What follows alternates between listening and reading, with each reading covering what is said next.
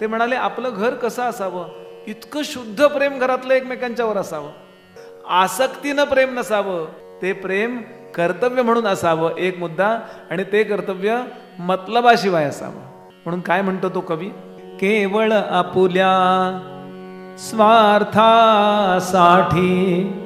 कलह नसावा घरामध्ये, आपुलकीच्या नात्यामधुनी स्नेह जपावा मनामध्ये, आपुलकीच्या नात्यामधुनी स्नेह जपावा मनामध्ये, आपुलकीच्या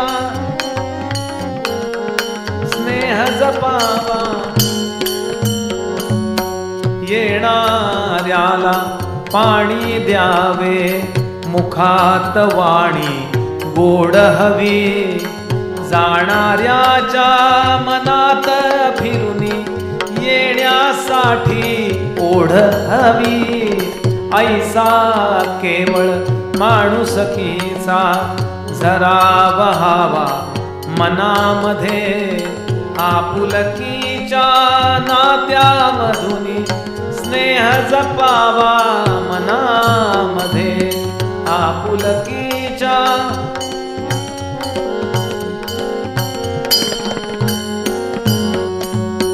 नित्य काळजी घरात घ्यावी वय झालेल्या पानाची. नीट ऐका, मर्यादा न्यायनीतीची.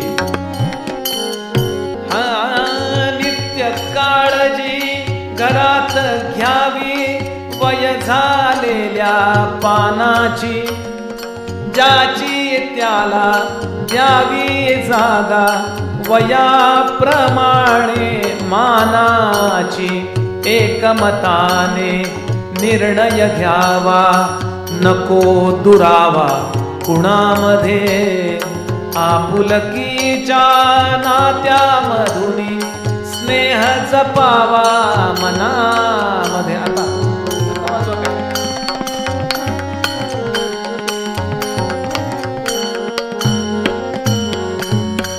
भांड्याला लागतेच भांडे विसरून जावे क्षणामध्ये, परस्परांना समजून घ्यावे आढी नसावी मनामध्ये. दिवसा राती परमेशाचा निवास असावा घरामध्ये, आपुलकीच्या नात्यामधुनी स्नेह जपावा मनामध्ये, आपुलकीच्या नात्यामधुनी स्नेह जपावा